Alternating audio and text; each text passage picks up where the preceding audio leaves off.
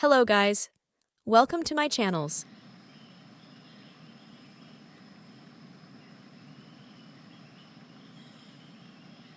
एक बार की बात है, एक गांव में एक ब्राह्मण रहता था।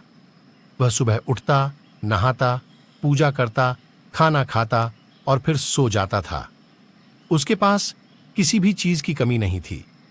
एक बड़ा खेत, खाना पकाकर देने वाली एक सुंदर सी पत्नी और 2 बच्चों का अच्छा परिवार था।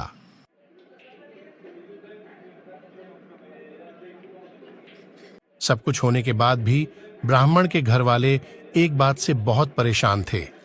वो बात यह थी कि ब्राह्मण बहुत आलसी था। वो कोई भी काम खुद नहीं करता था और दिन भर सोता रहता था।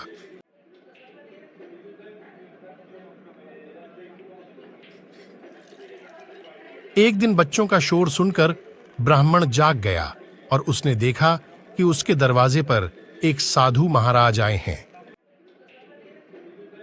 ब्राह्मण और उसकी पत्नी ने साधु महाराज का स्वागत किया और उन्हें भोजन कराया। भोजन के बाद ब्राह्मण ने साधु की खूब सेवा की। साधु महाराज उनकी सेवा से बहुत प्रसन्न हुए और उन्हें वरदान मांगने को कहा। ब्राह्मण ने वरदान मांगा कि मुझे कोई भी काम न करना पड़े और मेरी जगह कोई और मेरा काम कर दे। तब साधु उसे वरदान में एक जिन्न देते हैं और साथ में यह भी कहते हैं कि जिन्न को हमेशा व्यस्त रखना।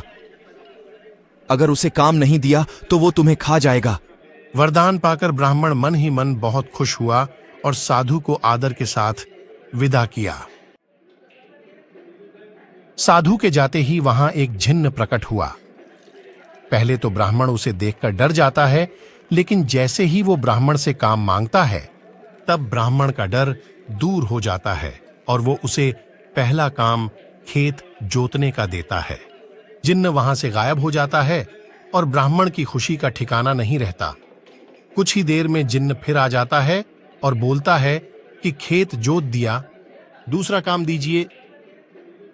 ब्राह्मण सोचता है कि इतना बड़ा खेत इसने इतनी जल्दी कैसे जोत दिया।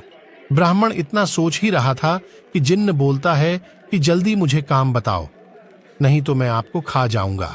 ब्राह्मण डर जाता है और बोलता है कि जाकर खेतों में सिंचाई करो। जिन्न फिर वहां से गायब हो जाता है और थोड़ी ही देर में फिर आ जाता है। जिन्न आकर बोलता है कि खेतों की सिंचाई हो गई, अब अगला काम बताइए। ब्राह्मण एक एक कर सभी काम बताता जाता है और जिन्न उसे चुटकियों में पूरा कर देता है। ब्राह्मण की पत्नी यह सब देख रही थी और अपने पति के आलसीपन पर चिंता करने लगी। शाम होने के पहले ही जिन्न सभी काम कर देता था। सब काम करने के बाद जिन्न ब्राह्मण के पास आ जाता और बोलता कि अगला काम बताइए, नहीं तो मैं आपको खा जाऊंगा। अब ब्राह्मण के पास कोई भी काम नहीं बचा जो उसे करने के लिए कह सके। उसे चिंता होने लगी है और वह बहुत डर जाता है।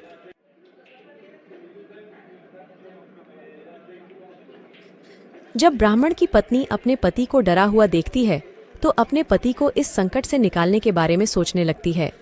वह ब्राह्मण से बोलती है कि स्वामी, अगर आप मुझे वचन देंगे कि आप कभी आलस नहीं करेंगे और अपने सभी काम खुद करेंगे, तो मैं इस जिन्न को काम दे सकती हूँ। इस पर ब्राह्मण सोचता है कि पता नहीं यह क्या काम देगी।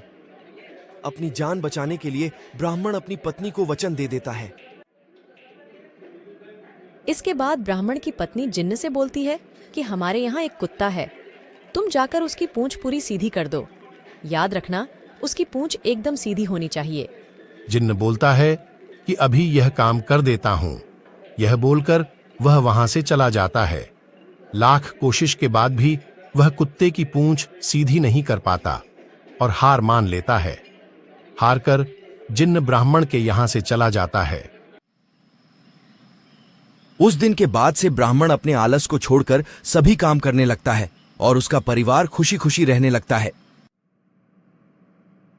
कहानी से सीख, हमें कभी आलस नहीं करना चाहिए।